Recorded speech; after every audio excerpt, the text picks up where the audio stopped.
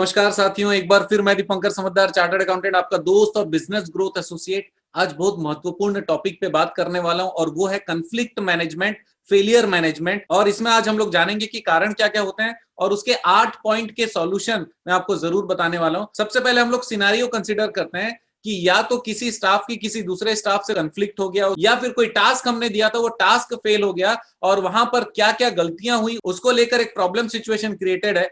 अब हम लोगों के पास में वो प्रॉब्लम आई है, अब हमको क्या क्या चीजें करनी चाहिए ये हम लोग अभी कंसिडर करते हैं। राइट, सबसे पहले हम लोगों को न्यूट्रल होने का जरूरत है। न्यूट्रल होने के बाद आराम से एक एक व्यक्ति को बात करने का मौका देना है और उसको पूरी एम्पैथी के साथ सुनना है। हर किसी के पॉइंट को पूरा सुनिए, बिल्कुल उसको खाली हो जाने दीजिए, तब तक बीच में कुछ मत बोलिए और बिल्कुल नोट करते चले जाइए। अब कंसिडरेशन लॉन्ग टर्म का करना है कि आज का जो प्रॉब्लम है वो आगे के लिए एक मिसाल बन जाए, एक एग्जाम्पल बन जाए और लोग वैसे प्रॉब्लम में क्या करना है वो चीज सीख जाए।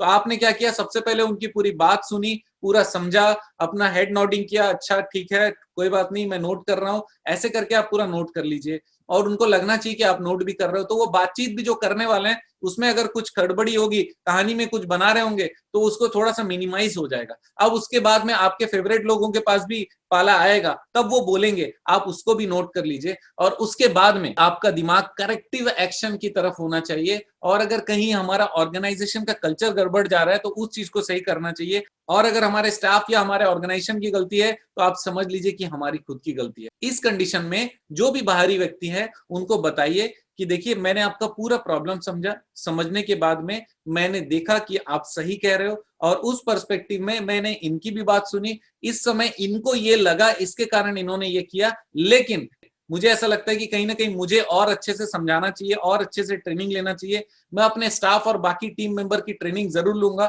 और इस बात को रखकर सारे लोगों को एजुकेट करने की कोशिश करूंगा और ऑर्गेनाइजेशन की तरफ से हमारा एपोलॉजी है आपके लिए अगर कोई थर्ड पार्टी के साथ प्रॉब्लम हो गई। ये हो गया एक हिस्सा।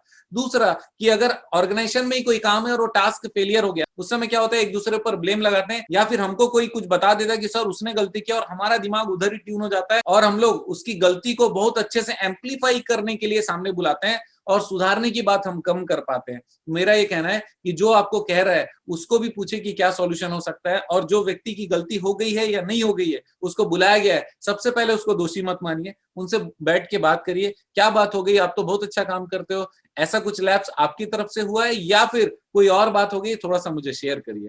अब शेयर सबने कर लिया, उसके बाद आप उसको जेन्युइनिटी से कनेक्ट करने की कोशिश करें। और एक बात मैं बता दूं, जब भी आप किसी से ऐसे बात कर रहे हैं ग्रुप में मत करिएगा, जो जो ग्रीवेंस वाले केवल उन्हीं को बुलाइएगा और उनके आपस में सारे डिस्कशन को आप समराइज करके सॉल्यूशन ओरिएंटेडली एग्जांपल सेट करिएगा कि ये वाला चीजें अभी तक हो गई है, मैंने शायद कभी नहीं बताया, कोई बात नहीं, आगे बिल्कुल गलती होना नहीं चाहिए। इसके लिए एक काम करिए, सारे स्टाफ को एक बार बुलाइए या फिर कॉन्फ्रेंस में लीजिए, अगर वो दूर दूर रहते हैं तो कॉन्फ्रेंस में लेकर उनको बताइए कि हमारे ऑर्गेनाइजेशन में एक छोटा सा इशू आया था, किसने किया था वो इंपॉर्टेंट नहीं है, रिसेंटली हुआ था और उसमें ये प्रॉब्लम हुई, मुझे खुद अपोलॉजी करना पड़ा या फिर जो प्रोडक्ट हम बना रहे थे वो प्रोडक्ट या टास्क खराब हो गया, उसके कारण हमारा डिले हो गया और मुझे पार्टी से सॉरी बोलने की जरूरत पड़ी। कोई प्रॉब्लम नहीं है, आज तक अगर ऐसा हुआ है तो मैं ये कहना चाहता हूं कि आगे ऐसा प्रॉब्लम ना हो, ये सारे लोग ध्यान रखिएगा।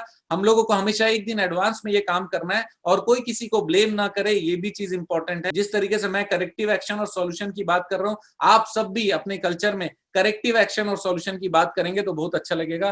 किसी के ऊपर नाम मत डालिए, आप जानते हैं आप जरूर कर डालिए। राइट, इस तरीके से अगर हम लोग सामने प्रोसीड करेंगे तो लोगों को ये पता चल जाएगा कि हम लोग कान के कच्चे नहीं है, हमारा दिमाग बहुत फास्ट नहीं दौड़ता, हम लोग एग्रेसिव नहीं है, हम लोग सॉल्यूशन ओरिएंटेड है, हम लोग ऑर्गेनाइजेशन के मालिक हैं, हम लोग इंस्पिरेशन है, ये हम लोग जरूर प्रूव कर सकते हैं। इन्हीं चीजों को मैं 8 पॉइंट में आप लोगों को समराइज करना चाहता हूं। पहला पॉइंट ये कि अगर फेलियर हो जाता है, अगर आप हेल्प नहीं करना चाहते उस समय, तो वो बहुत लॉन्ग टर्म फेलियर हो जाएगा, कोई नौकरी छोड़कर जा सकता है। तो आप हेल्प करने के नजरिए से आप सुनिएगा। दूसरा इंपॉर्टेंट पॉइंट है कि आपको अपने इमोशन पे पूरा ख्याल रखना है कि आप इमोशनल मत हो जाइए, उस समय थोड़ा आराम से सोचिए, सबके नजर से सोचिए और सबसे इंपॉर्टेंट ऑर्गेनाइजेशन की नजर से सोचिए। तीसरा बात यह कि उनको थोड़ा स्पेस दीजिए, कोई भी एकदम फास्ट बताना चाह रहा है उनको आराम से बैठाइए, उनको पानी पिलाइए, बोलिए कोई दिक्कत नहीं है, जो भी हो हम लोग बात कर लेंगे, हमको मालूम है हम लोग सॉल्व कर लेंगे, 2 मिनट बैठिए, आराम से सांस लीजिए, तब तक मैं एक मेल कर लेता हूँ, एक काम कर लेता हूँ, थोड़ा सा स्पेस दीजिए ताकि वो जो बोलने आए इमोशन उनका इरप्ट हो रहा है उसको थोड़ा सा वो कंट्रोल कर लेंगे,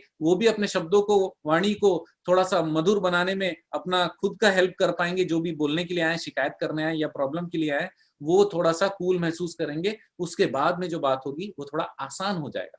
चौथा पॉइंट ये कि सबको सुनने के बाद में आपको बताना पड़ेगा कि गलती कहां पर हुई है और नुकसान क्या हुआ है और लंबे समय में क्या हो सकता है। तो we have to be clear where what went wrong, और आपको सबको एजुकेट करने की तैयारी करनी चाहिए। पांचवा पॉइंट ये है, किसी के ऊपर उंगली मत उठाना कि भाई तुम्हारे कारण गलती हो गई, तुम्हारे कारण गलती हो गई, आप बताइए ये गलती हो गई है। छठवां पॉइंट ये है कि मूड शिफ्ट कर दो। सातवां पॉइंट ये है कि अगर आप कोई रियल स्टोरी अपने बारे में बताना चाहो कि कभी आपसे कोई गलती हुई थी, फिर आपने किस तरीके से सुधारा, ताकि वो सबके लिए इंस्पिरेशन हो, तो ये बहुत अच्छी बात होगी। और लोग उस समय लड़ाई झगड़ा छोड़ के, या फिर अगर आप डांटने के लिए बुलाए हो क्योंकि उनसे गलती हो गई है, वो कंफर्ट भी महसूस करेंगे और वहां पर सीखने का भी प्रयास करेंगे। और लास्ट 8 पॉइंट ये कहता है कि आपको कोलैबोरेशन को एनकरेज करना चाहिए। इसका मतलब ये कि हमेशा एक दूसरे की मदद करने को एनकरेज करना चाहिए, बोलना चाहिए कि अगर आप मिलकर काम करते हो तो ऑर्गेनाइजेशन ज्यादा अच्छा ग्रो करने वाली है। आपको भी हम लोग ग्रोथ उसी समय ज्यादा दे पाएंगे जब ऑर्गेनाइजेशन ग्रो करती है। इसका मतलब मिल के काम करिए, एक दूसरे की शिकायत कम करिए, एक दूसरे को सिखाने की कोशिश करिए, और उसके बाद भी कोई फेलियर होता है तो सॉफ्ट वे में आइए, बताइए। हम लोग उसका KRA, KPI, की रिजल्ट एरिया और की परफॉर्मेंस इंडिकेटर पे पूरा जांच करेंगे, और जो टीम मेंबर है उनके साथ काउंसलिंग भी करेंगे। हम चाहते हैं कि कोई किसी के साथ विवाद ना हो, ऑर्गेनाइजेशन में हर कोई कोलैबोरेट करे, ऑर्गेनाइजेशन आगे बढ़े। तो आप बहुत अच्छे लीडर और इंस्पिरेशन माने जाने लगेंगे लोगों के द्वारा, और कोई भी आपके पास बकवास कंप्लेंट लेकर नहीं आएगा, हर कोई काम की बात लेकर आएगा कि दीपंकर सर सॉल्यूशन ओरिएंटेड है, इनके पास प्रॉब्लम लेकर जाना है तो साथ में सॉल्यूशन भी लेकर जाना है। तो दोस्तों ये एटीट्यूड सॉल्यूशन ओरिएंटेड आप बना लेंगे, आप जरूर जीत जाएंगे। आप जानते हैं मेरा मिशन है हमेशा आप लोगों की मदद करना और समय पर सारी जानकारी देना, तो बने रहिएगा मेरे साथ। आपका दिन जबरदस्त और शुभ हो।